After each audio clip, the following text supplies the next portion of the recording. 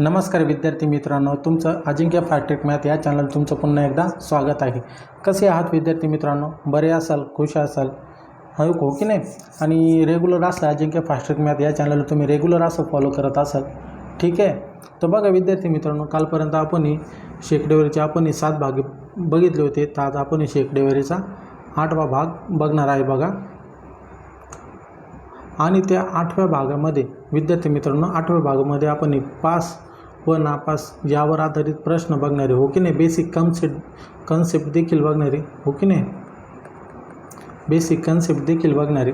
तर ठीक आहे, आपण बघूया आणि काही उदाहरणाद्वारे आपण बेसिक कन्सेप्ट बघूया, ठीक आहे? तर बघा आपण बेसिक बघूया। तर बघा, तुम्हाला सगळ्यात महत्त्वाचं म्हणजे एक मी तुम्हाला उदाहरण देतो आणि त्या उदाहरणाद्वारे मी तुम्हाला बेसिक समजून सांगतो, ठीक आहे? तर बघा विद्यार्थी मित्रांनो, एक विद्यार्थी समजा, एक विद्यार्थी आहे, एका परीक्षेमध्ये एका विद्यार्थ्याला 28 गुण मिळाले, 28% गुण मिळाले आणि तो 12 एका विद्यार्थ्याला 28% गुण मिळाले। जर एका परीक्षेमध्ये जर त्याला 28% गुण मिळाले आणि तो 12 गुणांनी नापास झाला, बरोबर आहे? आणि ही पहिली व्यक्ती, हा पहिला विद्यार्थी, आणि दुसऱ्या विद्यार्थीला त्याच परीक्षेमध्ये दुसऱ्या विद्यार्थ्याला समजा 30% गुण मिळाले, 30% गुण मिळाले आणि तो 6 मार्कांनी, हो की नाही, 6 गुणांनी नापास झाला, हा देखील 6 गुणांनी नापास झाला। तर संपूर्ण परीक्षा किती मार्काची होती, हो की नाही? तर टोटल मार्क्स किती होते, टोटल मार्क किती होते ते विचारलं आहे। तर बघा, तुम्हाला एकदम सोपी स्टेप आहे, काहीच अवघड नाही, कुठल्याही प्रकारचं सूत्र नाही, फक्त बेसिक कन्सेप्ट आहे, इतकंच आहे। पण कुठल्याही प्रकारचं सूत्र नाही। आत्तापर्यंत 7 भाग झाले, 7 पार्ट झाले पर्सेंटेजचे, पण मी कुठल्याही भागामध्ये सूत्राद्वारे सांगितलेलं नाही, ठीक आहे? जे काय असेल ते मी बेसिक कन्सेप्टवरच सांगितलेलं आहे, ठीक आहे? लॉजिकवरच सांगितलेलं आहे। तर ठीक आहे, बघा, तर त्यांनी काय सांगितले, पहिला विद्यार्थी त्याला 28% गुण मिळाले आणि तो 12% नापास झाला, हो की नाही? 12 मार्कांनी नापास झाला आणि दुसरा विद्यार्थी 30% गुण मिळून तो 6 मार्कांनी नापास झाला। तर बघा विद्यार्थी मित्रांनो, जर एका विद्यार्थ्याला जर 28% गुण मिळत आहेत आणि जर त्याला पास होण्यासाठी मग 12 मार्क आणखीन लागतील, मग अधिक 12, बरोबर? हे बघा, आणि तो दुसऱ्या विद्यार्थ्याला, आता बघा एका वर्गातले त्याच्यामुळे त्यांना पासिंग मार्क एकदम सेम असेल, पासिंग मार्क, हो की नाही, सेम असेल, बरोबर आहे? म्हणजे याचे पासिंग मार्क आणि याच्या बरोबरीनेच असेल, म्हणून मध्ये बरोबरचं चिन्ह दिलं, हो की नाही? आणि 30% गुण मिळाले दुसऱ्या विद्यार्थ्याला आणि तो 6 मार्कासाठी नापास झाला, हो की नाही? मग याला जर 6 मार्क जर पडले असते तर पासिंग मार्क आले असते, बरोबर आहे? पासिंग मार्क आले असते। बस आता यांची सिम्प्लिफाय करायचं, बस आता 30मधून जर 28 गेले किती उरले, 2%, बरोबर आहे? आणि 12 जर इकडे जर टाकले तर 12मधून 6 गेले तर उरले 6, म्हणजे 1% बरोबर किती होईल, 3। मग आपल्याला 100% काढायचं, म्हणून इथं गुणिले 100 आणि इथे देखील गुणिले 100, तर 100% बरोबर किती येतील मग, 300 मार्काचे। कसं वाटलं उदाहरण विद्यार्थी मित्रांनो? बेसिक कसं वाटलं मला ते पण नक्की सांगा। तर ठीक आहे, तर आपण पहिला प्रश्न या ठिकाणी घेत आहे। तुम्हाला समजला नसेल तरी मला कमेंट करा, मी नक्की पुन्हा सांगेल, समजून सांगेल व्यवस्थित, ठीक आहे? तर बघा आपण पहिला प्रश्न घेत आहे या ठिकाणी।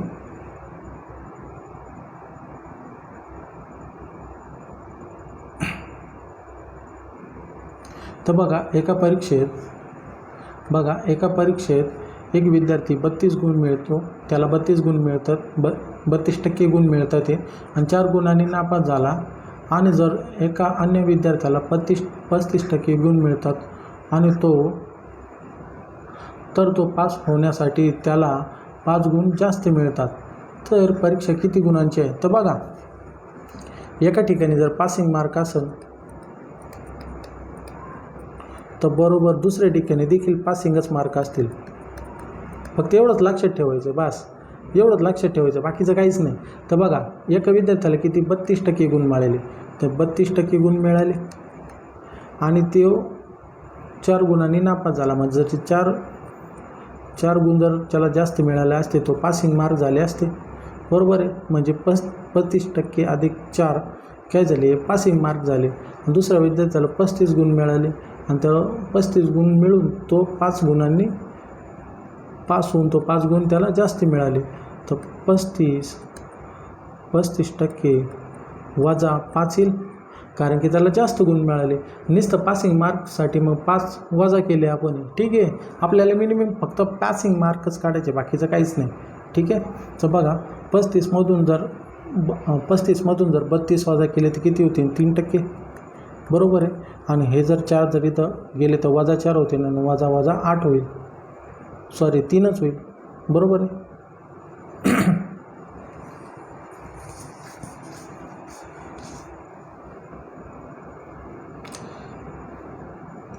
ठीक आहे. ते यांची काय होईल, बेरीज होईल, सॉरी यांची बेरीज होईल, हो की नाही.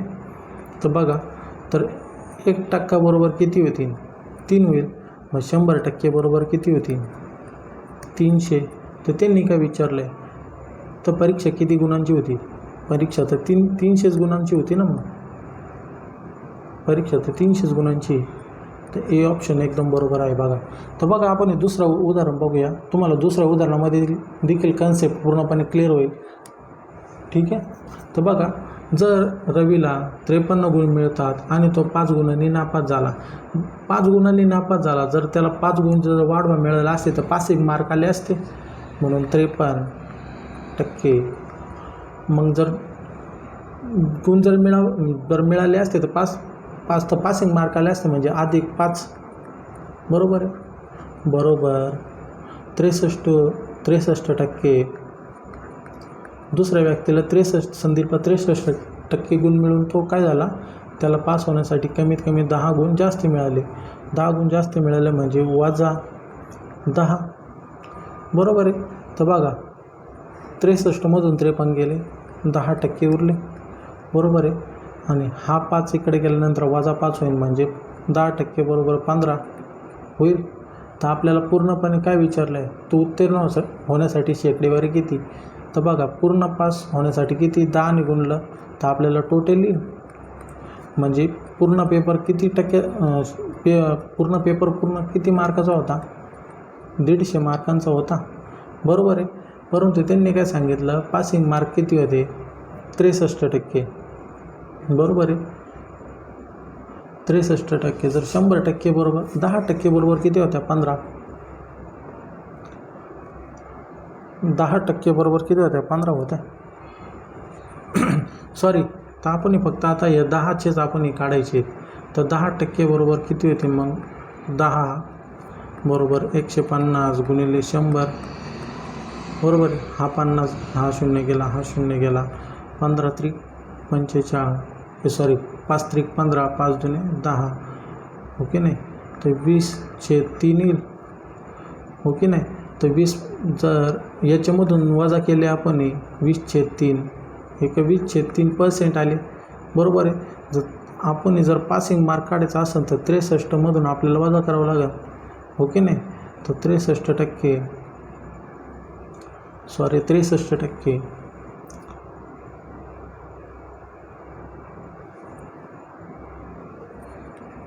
तर बघा 63% वजा 20/3. 63ला जर 3ने गुणलं तर किती येतील, 63ला 3ने गुणलं तर किती येतील. नाही तर असं देखील करू शकतो.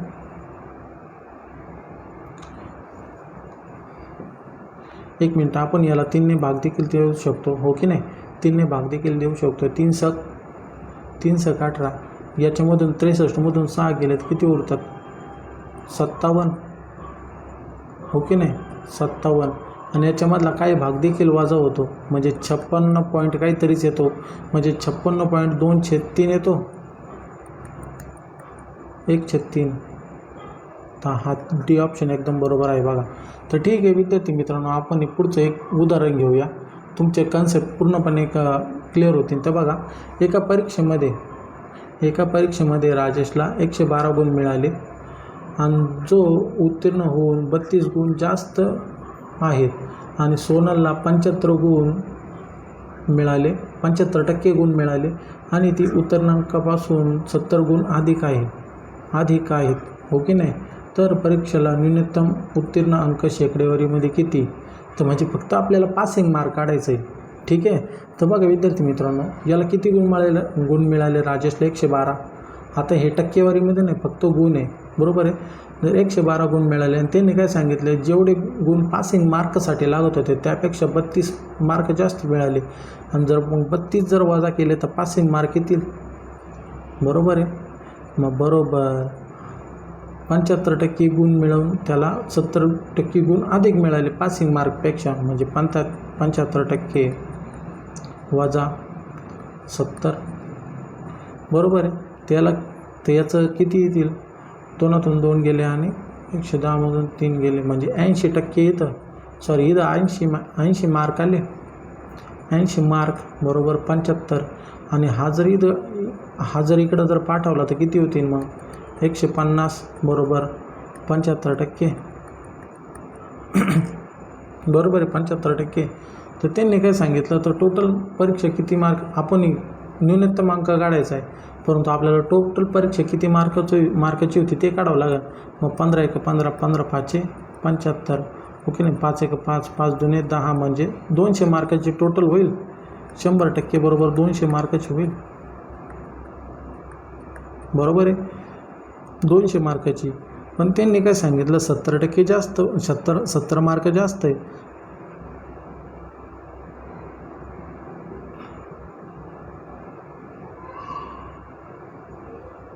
बरोबर, 17 मार्क जास्त आहे, 70 मार्क जास्त आहे. तर 200च्या 70 मार्क म्हणजे किती येतात, हा 0 गेले, हे 2 0 गेले, तर 35% येतात, बरोबर आहे. म्हणजे 75ला जर 35% जर जास्त मिळाले तर 75% वजा 35% येतील, म्हणजे किती होतील मग 40%. ठीक आहे. उदाहरण कसं वाटलं मला नक्की सांगा. जरी नसन समजलं तरी मला कमेंट करा, मी तुम्हाला नक्की पुन्हा घेईल. हे उदाहरण हा सेशन पुन्हा घेईल. ठीक आहे.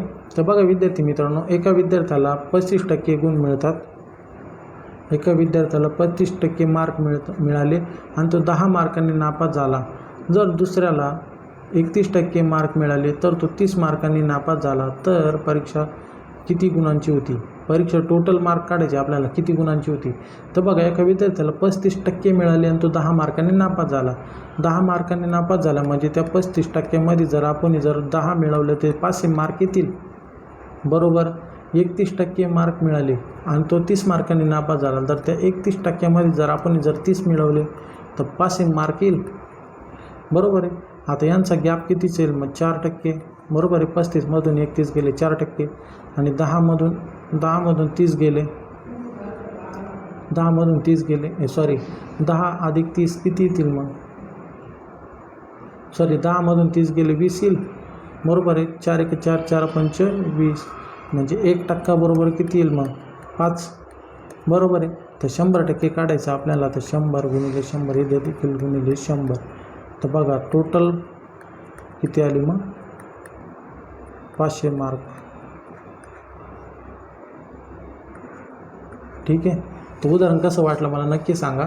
आपण पुढचं एक उदाहरण बघूया. तर बघा विद्यार्थी मित्रांनो, आता एक उदाहरण बघण्या अगोदर आपल्याला थोडंसं या उदाहरणाचं देखील बेसिक बघावं लागेल. तर बघा विद्यार्थी मित्रांनो, प्रश्न काय आधी ते बघा आधी, मग आपण बेसिक म्हणजे त्याच्यामध्येच तुम्हाला समजून सांगतो. की एका परीक्षेत 60% विद्यार्थी गणितात पास झाले, 70% विद्यार्थी इंग्रजीत पास झाले आणि 45% दोन्ही विषयात नापास झाले. बघा इथे देखील पास आहे, इथे देखील पास झाले आणि इथे नापास झालेले, बरोबर आहे. तर बघा 45% जर नापास झाले तर पास होण्यासाठी पास किती झाले असेल मग 100% वजा 45%, म्हणजे 55% दोन्ही विषयात काय झाले. पण आपल्याला इथं नापास विचारलेलं आहे, बरोबर आहे. नापास विचारलेलं आहे, तर हे ह्या पद्धतीने येणार. आपल्याला प्रश्न कोणता विचारला ते पण लय महत्त्वाचं आहे नाही का. तर बघा इथं शेवटी आपल्याला नापास विचारलेले, नापास झालेले विद्यार्थी किती, ओके ना. नापास झालेले विद्यार्थी 60% पास झाले तर नापास किती होतील, 40% होतील, बरोबर आहे. मग अधिक 70% इंग्रजीत पास झाले तर नापास किती होतील, 30% होतील, बरोबर आहे. आणि दोन्ही विषयात म्हणजे वजा दोन्ही विषयात 45% विद्यार्थी नापास झाले, मग -45, मग बरोबर. बघा 40 आणि 30 किती होतील, 70, 70मधून 45 गेले किती होतील, मग 35% उरतील. सॉरी नाही, हो ठीक आहे, बरोबर आहे. नाही 25% येतं आहे, हो की नाही.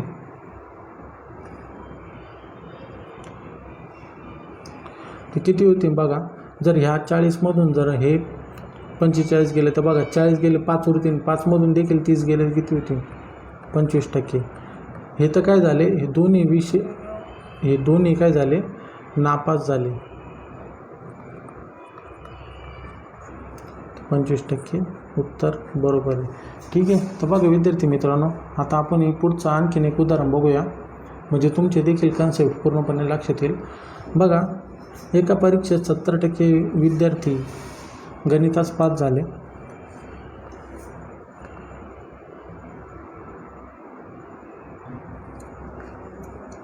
एका परीक्षेत 70% विद्यार्थी गणितात पास झाले व 80% विद्यार्थी इंग्रजीत पास झाले आणि 40% विद्यार्थी दोन्ही विषयात नापास झाले, तर परीक्षेत किती टक्के विद्यार्थी नापास झाले. बघा विद्यार्थी मित्रांनो, आपल्याला नापासच विचारलेलं आहे, तर आपल्याला नापासच आपल्याला काढावं लागेल, हो की नाही. तर बघा विद्यार्थी मित्रांनो, जेव्हा आपण पासचा काढतो का, समजा एक व्यक्ती पास झाला एका विषयात, दुसरा विषय देखील पास झाला, त्या दोन्ही विषयामध्ये देखील पासच पाहिजे, तेव्हा आपण वजा करतो, हो की नाही, दोन्ही विषयात. आणि ज्यावेळेस हे जे उत्तर येतं ना, हे तर दोन्ही विषयात नापास येतं, दोन्ही विषयात काय येतं, नापास येतं. तर बघा इथे काय सांगितलेलं आहे, तर 70% पास झाले, बरोबर आहे, तर अधिक 70%, बरोबर आहे. 80% इंग्रजीत पास झाले, ते 80%, बरोबर आहे. पण इथं काय सांगितलं, तर नापास झालेलं, पण आपल्याला पास काढायचं आहे, तर पास काढायला किती येतील, मग जर 40%, जर 100मधून मग 40 आपण वजा केले किती येतील, 60 येईल, मग 60% काय झालं, नापास झाले, बरोबर. 60% जर नापास झाले तर पासिंग किती होतील, मग परीक्षेत किती टक्के पास होतील, मग तर बघा,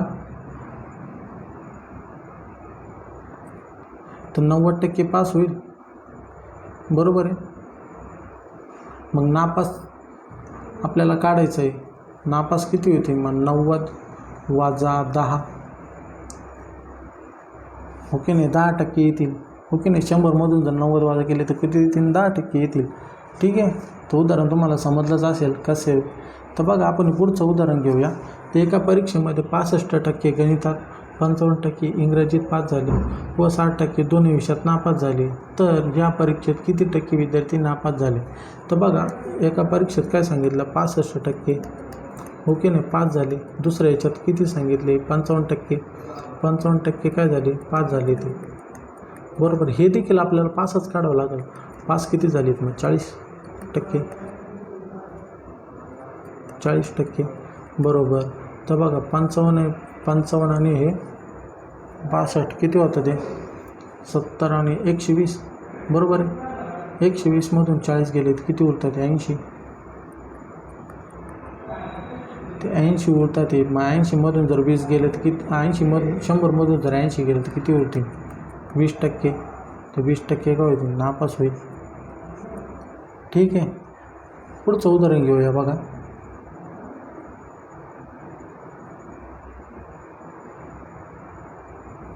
तर बघा एका परीक्षेमध्ये 75% विद्यार्थी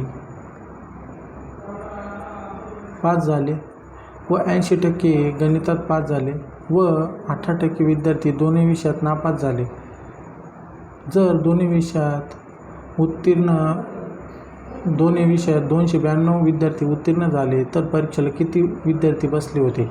तर बघा 75% होते, हो की नाही. दुसरं किती 80% होते, हो की नाही. आणि सगळ्यात महत्त्वाचे म्हणजे इथे पास झालेत, इथे पास झालेत, मग इथे नापास झालेले आहेत. नापास झाले म्हणजे आपल्याला 5ची संख्या काढायची. 5ची संख्या किती येते मग? 82 वजा केली ते 82मधून जर 80 गेलं किती? 2%. 75मधून 2% गेले किती? 73%, बरोबर आहे. मग 73%ची किंमत किती? 292. 1% बरोबर किती येतील मग? बघा आता यांचं युनिट डिजिट बघा. तुम्हाला जर पाडा जर येत नसेल 73चा, कारण की हा पण मूळ संख्या आहे, हो की नाही. कोणत्या संख्येने भागणं जाणार, त्याच्यामुळे याचा भागाकार थोडा अवघड जाईल. तर आपण यांचा शेवटचा अंक बघितला तर तीनचा असं कितवा अंक आहे का तो 3च्या पाड्यात शेवटी 2च येतो आहे. तर 3 चौक 12 म्हणजे टोटली 4 वेळेस जातो आहे. 1% बरोबर 4. तर 100% बरोबर किती येते मग? 400.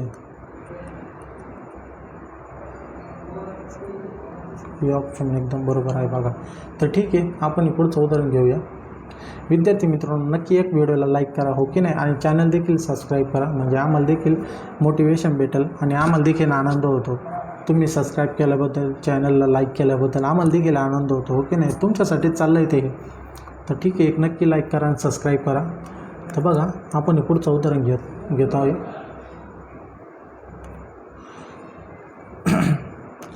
एका परीक्षेमध्ये 40% विद्यार्थी इंग्रजीत पास झाले, 60% विद्यार्थी गणितात पास झाले आणि 10% विद्यार्थी दोन्ही विषयात नापास झाले. जर दोन्ही विषय 200 विद्यार्थी उत्तीर्ण झाले तर परीक्षेला किती विद्यार्थी बसले होते? तर बघा 40% होते एका ठिकाणी पास झाले, बरोबर आहे. दुसऱ्या ठिकाणी किती होते? 8 होते. 60% होते, बरोबर आहे. आणि इथं काय सांगितलं? नापास झाले. मग आपल्याला 5ची संख्या काढायची. मग किती येते? 90%, बरोबर. तर किती येते मग? 40 आणि 60 किती येते? 100%. 100मधून जर 90 गेले किती होती? 10%. पण त्यांनी काय सांगितलं? 10%ची किंमत किती? 200, बरोबर. 1% बरोबर किती होईल मग? हा 0 गेला, हा 0 गेला. 1% बरोबर किती येईल? 20, बरोबर आहे. तर 100% काढायचे. तर गुणिले इथं 100, गुणिले इथं 100. तर 100% बरोबर किती येईल मग?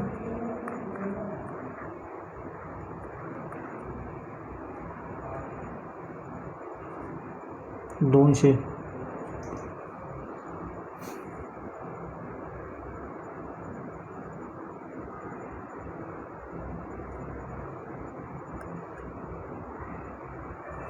ठीक आहे, या ठिकाणी थोडं एरर आहे. म्हटलं असतं हा प्रश्न पुन्हा बघूया हा प्रश्न काहीतरी चुकला असेल आपल्याकडून, तर बघूया. ठीक आहे, तर बघा हे बघा त्यांनी काय सांगितलं? इंग्रजीत 40% विद्यार्थी पास झाले होते आणि 60% विद्यार्थी गणितात पास झाले होते आणि 10% विद्यार्थी दोन्ही विषयात नापास झाले होते. तर 10% आपल्याला तर 5 काढायचे आहेत. मग 40% अधिक 60% वजा दोन्ही विषयात नापास झाले, म्हणजे आपल्याला 100मधून जर 10 वजा केले तर किती येते? 90%. किती येतील? 10%. तर दोन्ही विषयात 200 विद्यार्थी उत्तीर्ण झाले, हो की नाही. मग आपले 10% दोन्ही होते, हो की नाही. 10% दोन्ही विषयात आले. तर 10% बरोबर 200. 1% बरोबर 20 येईल. तर 100% बरोबर किती येतील मग? 2000. आता 2000 फायनल उत्तर बरोबर आहे आपलं. हे ते ऑप्शन इथं 2000 टाकायचं असं मी 1000 टाकला असेल, चुकून झाला असेल माझ्याकडून. तर ठीक आहे विद्यार्थी मित्रांनो, तुम्हाला सेशन कसा वाटला मला नक्की सांगा आणि चॅनलला पहिले सबस्क्राईब करा आणि व्हिडिओ देखील लाईक करा. धन्यवाद. हो की नाही. व्हिडिओला एक लाईक करा आणि चॅनल देखील सबस्क्राईब करा. ठीक आहे, धन्यवाद.